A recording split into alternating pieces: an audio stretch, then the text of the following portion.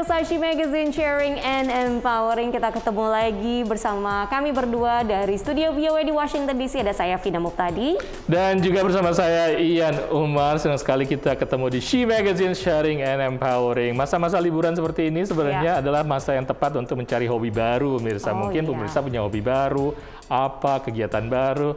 Nah, kalau Vina hobi barunya apa? Aku ada. Hobi Kamu ternyata. udah dengar yang namanya pickleball belum? Pickleball. Maksudnya acar. bukan bola acar. Although memang bolanya mirip sama acar ya. Oh gitu. Pickleball ini adalah olahraga baru. It is the fastest growing sport in the United States. Oh wow, oke. Ini adalah perkawinan antara tenis, tenis meja alias pingpong dan juga badminton. Nah, seru. Pokoknya ini seru. Sangat low impact, banyak disukai sama orang-orang segala usia, ya kan? Terutama yang sudah agak seperti saya yang stamina-nya sudah mulai lamban. But orang Indonesia pasti kalau misalnya mulai main pasti cepet jago. Soalnya kan kita udah biasa main bulu tangkis. Oh gitu. Peralatannya sama nggak dengan kayak bulu tangkis? Pedal kayak pingpong. Jadi ada raket, ada bolanya tetap gitu. Ada. Nanti kapan-kapan aku ajak kamu main deh ya. Jadi menarik nih kayaknya. Aduh, nah iya harus sharing sebenarnya pemirsa kalau punya hobi baru. Dan kalau misalnya ada cerita-cerita baru juga, kita selalu sharing di sini di She Magazine.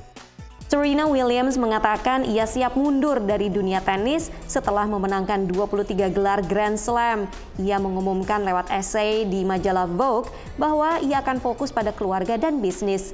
Williams mengaku tidak suka istilah pensiun dan lebih memandang perubahan dalam hidupnya sebagai proses berkembang dari tenis ke hal-hal lain yang penting bagi dirinya.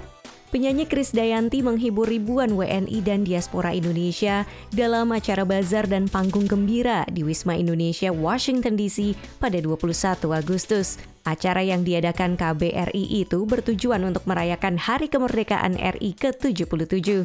KD menyanyikan lagu-lagu populer seperti Menghitung Hari, serta lagu-lagu patriotis dan juga dangdut. Setelah merilis album yang sangat dinanti-nanti oleh para penggemarnya yang berjudul Renaissance, bintang pop Beyonce kembali menduduki posisi nomor 1 tangga lagu teratas di Amerika Serikat. Pencapaian tersebut merupakan yang pertama kali lagu Beyonce kembali menduduki posisi teratas dalam lebih dari 1 dekade. She Magazine Sharing and Empowering. Kita akan mengajak pemirsa ke sebuah kota di luar dari Washington DC, sebenarnya di state Pennsylvania ya, Gettysburg. Karena di sini kita akan berkenalan dengan sekelompok anak-anak paduan suara ya. Wah, ini mereka orang-orang Amerika sebenarnya ya. Oh, tapi mereka fasih dan menikmati banget nyanyi lagu Bali gitu. Tradisional Bali bahkan. Dan nama grupnya ini Bali Gita Semara ini memang ingin sekali memperkenalkan bahasa dan juga budaya Bali kepada anak-anak di Amerika Serikat.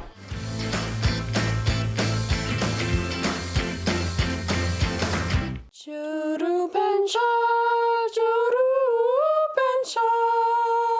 Juru Pencar, inilah lagu anak Bali yang dinyanyikan Seneca dan Kellen Mikesel, kakak beradik anggota paduan suara anak dan remaja di Gettysburg, Pennsylvania. I think it's pretty cool, like getting to have like an experience to like sing in a different language and getting to like know a different culture kind of thing.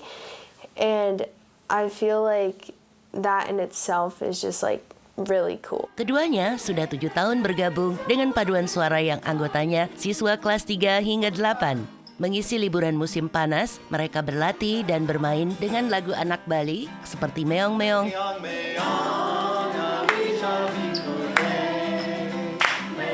dan Juru Pencar yang mengisahkan cara nelayan Bali menangkap ikan dengan jala. Specifically in this camp, a lot of the kids were surprised that like people didn't fish with rods all the time, so it was cool for them to learn, how some other people fish. So that's one thing that we've learned, culturally from the words of the song. Adalah Brent Talbot, profesor musik yang memperkenalkan lagu-lagu Bali pada paduan suara ini 4 tahun lalu. Salah satu alasannya karena bahasa Inggris adalah satu-satunya bahasa yang diperkenalkan pada kebanyakan anak di Amerika. But I like to question that and recognize that also in the United States we have representation of cultures and languages from all over the globe outside of the borders of the United States themselves.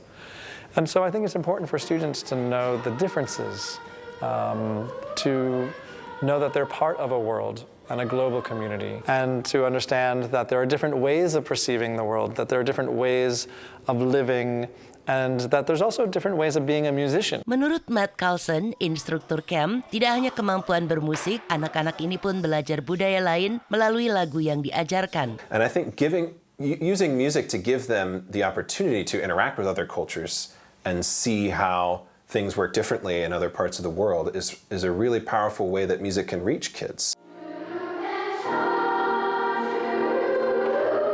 Memperkenalkan lagu bahasa lain memang menjadi jendela untuk mengenal budaya berbeda. Ini dibenarkan Stacy Rice yang membawa putrinya Sarah bergabung dengan paduan suara ini 5 tahun lalu saat masih kelas 3 SD. But it's amazing to just be exposed to things that you aren't normally exposed to. We wouldn't necessarily listen to Balinese music at home. Now she's learned about it, she's been able to sing it, and she knows that these things exist and there are these different types of music and genres of music. It's great exposure for her, to know that there are things out there beyond our small town. I've only been out of America once, but I would like to do more traveling in my future, and Bali is one of the places that I would be interested in going to. Dari Gettysburg, Pennsylvania, Marioni, Nia Iman Santoso, VOA. Seneng deh ngeliat anak-anak Amerika Serikat ya dengan semangat mempelajari dan menyanyikan lagu tradisional Indonesia. Saya jadi ingat beberapa waktu lalu saya melihat waktu acara 17-an di Wisma Indonesia, anak-anak Indonesia keturunan di sini, keturunan Indonesia yang lahir dan besar di sini, itu mereka nyanyi medley 15 lagu tradisional. Itu harus dihafalkan dong ya? Harus ngafalin loh. Waduh, itu tugas berat sebenarnya, dan kadang-kadang juga dalam bahasa daerah ya. Bahasa daerah. Wah, semangat untuk adik-adik dan juga anak-anak Indonesia. Dan pemirsa, She Magazine akan kembali setelah yang satu ini.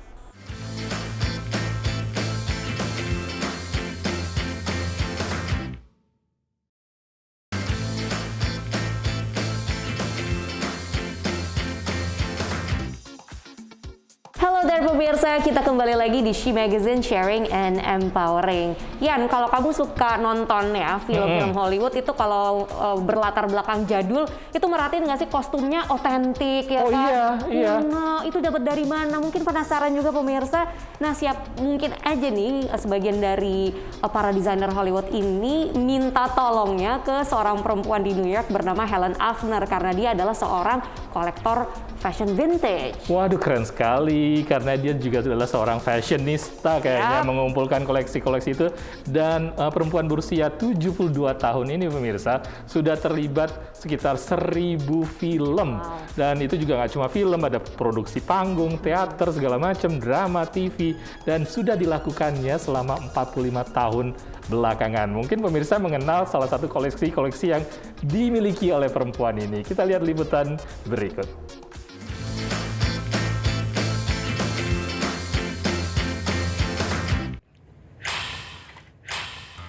If you want to try it on. Koleksi berharga. Ada topi yang dikenakan Rachel Brosnahan dalam The Marvelous Mrs. Maisel, kardigannya Tom Hanks dalam The Bridge of Spies, dan gaun malam Angelina Jolie dalam The Original Sin. Ini semua milik Helen Avner, pendiri Helen Avner Vintage Clothing yang mengoleksi busana dari zaman dulu di Amerika. I love old things. They speak to me. They have a history, somebody loved them at one time. I'm not as interested in new fashion. Puluhan ribu kostum dan aksesoris ada di sini dari sejak zaman Victoria sampai era tahun 1980-an.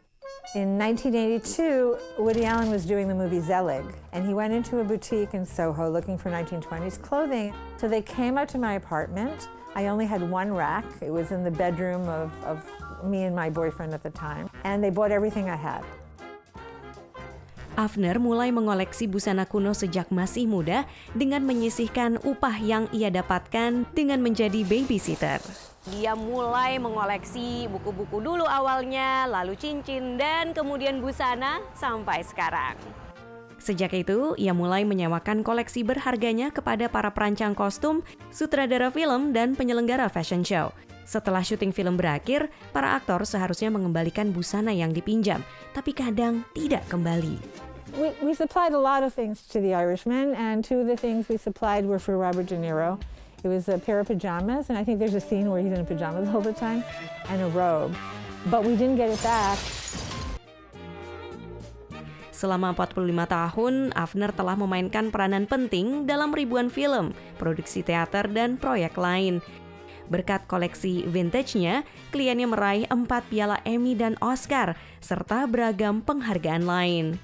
Bisnis Helen Avner ini sempat terhambat pandemi virus corona.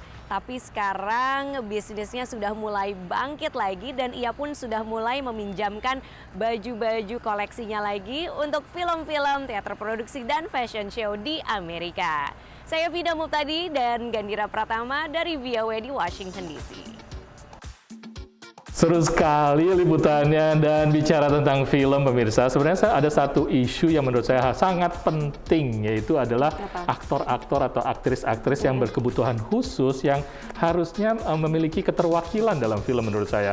Karena memang ya orang-orang difabel inilah sekitar mungkin perwakilannya di dalam masyarakat adalah 25% dari total populasi. Jadi harus ada dong. Iya, nggak terlihat di layar ya. Nah, makanya ini yang juga menjadi keprihatinan seorang perempuan dan aktris bernama Keely Cat Wells, dan karena itu ia mendirikan sebuah organisasi ya kayak agen gitu ya, namanya Sea Talent Agency, dan ia menaungi 47 aktor dan aktris berkebutuhan khusus yang ingin meniti karir di Hollywood.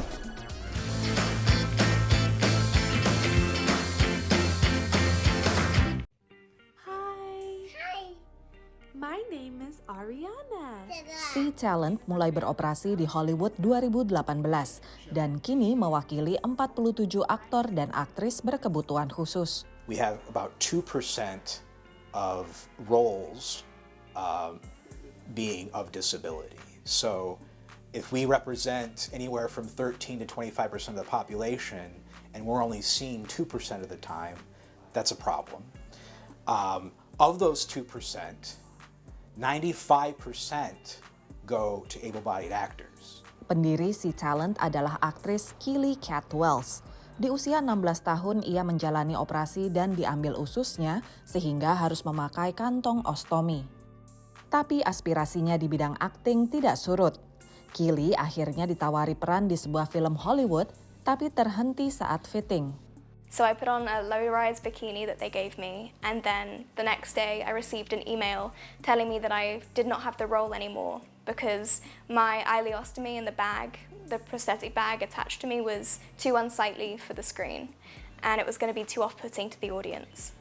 So that made me realize that if I'm being stereotyped and if I'm losing roles because of something that saved my life and because of my disability, then so many other people are as well. Sebetulnya menurut Keely, banyak pakaian renang yang bisa menutup kantong ileostomi. Tapi tambahnya, pola pandang dan sikap industri film banyak didikte stereotipe. Miracle lahir 4 bulan prematur dengan cerebral palsy. Saat umur 12 tahun, ia nonton film yang karakter tulinya diperankan aktris non-tuli. The girl that was playing Helen Keller was able-bodied and she was playing a disabled character. And I turned to my dad and I said, "Dad, I want to do that, but I want to show people that I can do this no matter if I'm in my wheelchair or if I'm in my walker." Miracle akhirnya menjadi aktris berkursi roda pertama di channel anak Nickelodeon. Menurut Paul yang menderita rapuh tulang, mereka juga menghadapi stereotipe peran. Ia ingin main komedi, tapi umumnya ditawari film horor. I work harder than the average person, and I can overcome anything you got. I was climbing a mountain. I had to slide up because the quote cabin they had me sitting in, yes, it was a horror film, was up a hill, and so there was no way a chair was going to get up there, but I got up there to make the shot. Seiring semakin sering warga difabel tampil di layar, Sea Talent berharap pintu karir Hollywood semakin terbuka. Dari Los Angeles, California, VOA. Semoga dengan adanya wadah dan inisiatif seperti itu semakin besar pula keterwakilan. Jadi kita bisa melihat semakin beragam juga nih yang ditayangkan di layar. Seperti film Coda, ingat nggak sih? Iya, film Coda yang memenangkan sebagai Best Picture untuk Oscar awal tahun ini ya. Iya, benar. Dan itu mengangkat cerita tentang sebuah komunitas keluarga difabel tuli. Dan ini benar-benar memberikan kita gambaran yang nyata tentang bagaimana sih kehidupan dari keluarga difabel ini dan menghadapi isu yang benar-benar nyata. Dan menarik sekali kan liputan-liputan tadi itu, mudah-mudahan juga Anda menikmatinya, tapi masih ada liputan lainnya. Kita akan kembali setelah yang satu ini.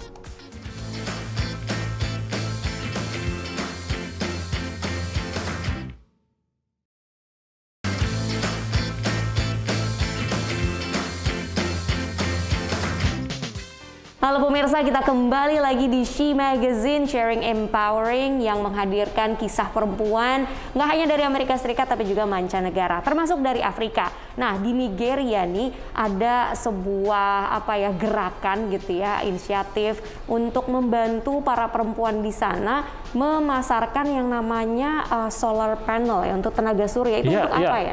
Untuk sebenarnya untuk mereka independen secara energi, dan juga mereka juga tentunya infrastruktur listrik di sana masih ketinggalan, tapi mereka berupaya sendiri untuk menyediakan sumber listrik ini dan juga membantu yang namanya keuangan di desa tersebut. Kita lihat upaya dari para perempuan ini.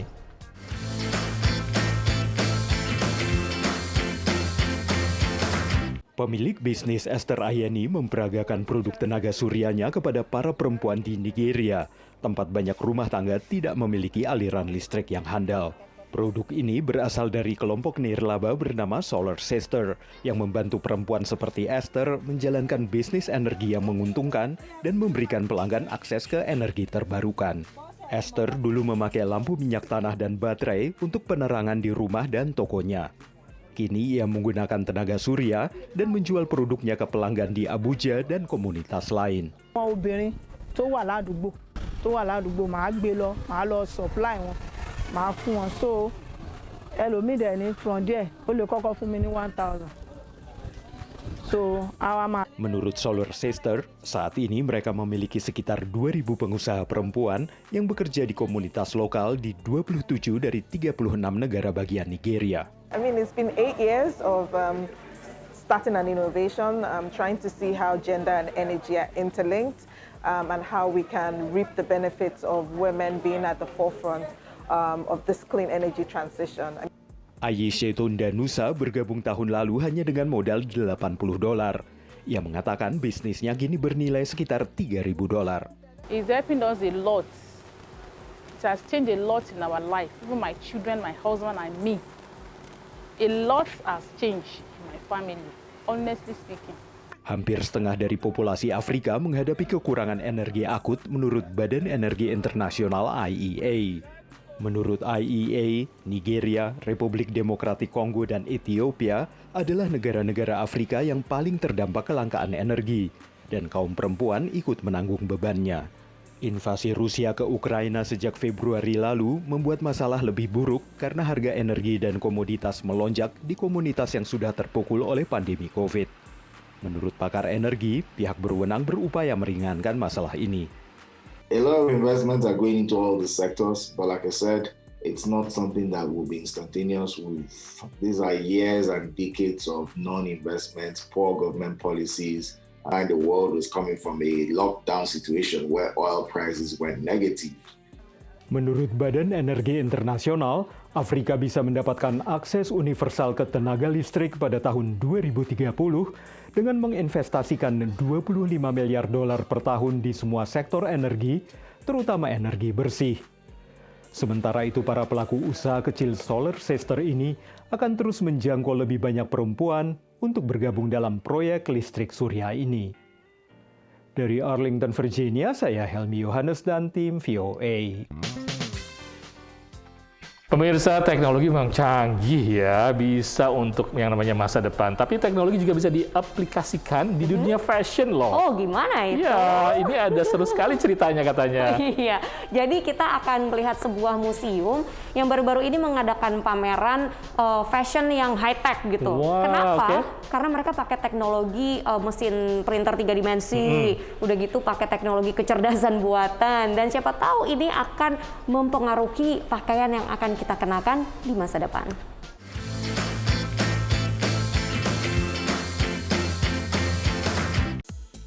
Model Kelly Knox yang mengalami cacat di lengan kirinya tidak menggunakan prostetik sebagai alat bantu, tapi sebagai aksesoris. Prostetik akrilik ini dirancang khusus oleh seniman Sophie de Oliveira Barata sebagai perhiasan. She works with colleagues and scientists and prosthetists on ways for people to express themselves artistically through their kinetic jewelry. Prostetik ini adalah salah satu contoh busana dan aksesoris berteknologi tinggi yang dipajang di Museum Seni Taubman di Roanoke, Virginia. Masker wajah kuningan buatan Ewa Nowak ini misalnya dirancang untuk mengelabui teknologi pengenalan wajah. It allows human-to-human recognition very easily, but foils the AI programs. Sebagian artis menggunakan printer 3 dimensi, membuat objek fisik dari model digital seperti baju, sepatu, dan aksesoris. Para seniman juga memasukkan elemen alam ke dalam karya mereka, seperti pakaian yang terbuat dari mycelium atau bagian dari jamur, dan gaun dari alga, organisme yang ramah lingkungan. Ada juga sequin yang terbuat dari selulosa pohon, bukan plastik, dan bolero dari kok badminton. I hope that people will think more carefully about the way fashion is produced, how we can work with 3D printing or biomaterials to be more responsible. Para seniman berharap konsep ini akan diterima oleh lebih banyak orang. Dari Virginia, tim VOA. Gimana pemirsa, would you wear that? Fashion semacam itu. Kalau sekarang mungkin kelihatannya masih aneh ya. Iya. Tapi beberapa tahun lagi kita lihat mungkin akan semakin umum. Dan kita lihat tadi juga fashion-fashionnya sebagian sangat ramah lingkungan. Jadi ini penting juga sih ya. Namanya fashion harus berevolusi dan kita juga harus beradaptasi. Dan pemirsa, demikian liputan-liputan yang bisa kami sampaikan dalam She Magazine kali ini. Keep sharing and keep empowering. Saya Ian Umar dari studio kami di Washington DC. Dan saya Vina Muptadi bersama kru VOA yang bertugas hari ini pamit undur diri. Keep sharing and keep empowering. Sampai jumpa.